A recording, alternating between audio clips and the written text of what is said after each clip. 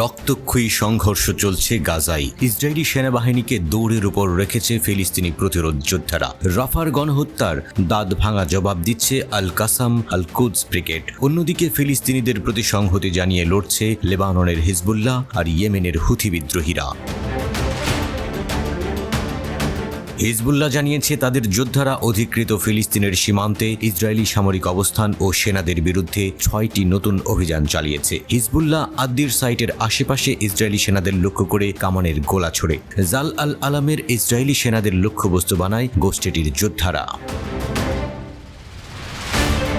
প্রতিরোধ যোদ্ধারা রকেট দিয়ে অধিকৃত লেবানিজ কাফার চৌবা এলাকায় পাহাড়ে ইসরায়েলের আল রামথা সাইটকে টার্গেট করা হয়। অস্ত্র দিয়ে ওই ইসরায়েলি সামরিক অবস্থানে হামলা চালানোর দাবি করে হিজবুল্লাহ। সেবা ফার্মের জেবডাইন সাইটে রকেট হামলার পর ইসরায়েলের জারিদ ব্যারাককে কামানের গোলার লক্ষ্যবস্তু বানায় হিজবুল্লাহ। এরপর প্রতিরোধ যোদ্ধারা আল মানারা বসতিতে ইসরায়েলি দখলদার সেনাদের ব্যবহার করা একটি ভবনে শক্তিশালী অস্ত্র দিয়ে আক্রমণ করে।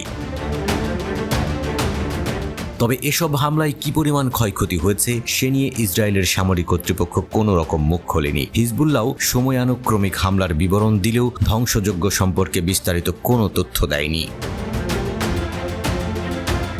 ওদিকে ইয়েমেনের হুথি নেতা আব্দুল মালিক আল হুথি বলেছেন তার বাহিনী নভেম্বরে অভিযান শুরুর পর থেকে আন্তর্জাতিক জলসীমায় 119টি জাহাজে আক্রমণ করেছে। আল হুথি দাবি করেছেন রাজনৈতিক ও অর্থনৈতিক চাপ হুথিদের অভিযান থামাতে পারবে না। হুথি যোদ্ধারা গত 7 দিনে লোহিত সাগর, ভারত মহাসাগর এবং ভূমধ্য সাগরে 10টি জাহাজের বিরুদ্ধে 12টি অভিযান পরিচালনা করেছে। এই আক্রমণগুলোতে মোট 27টি ব্যালিস্টিক ক্ষেপণাস্ত্র এবং ড্রোন ব্যবহার করা হয়।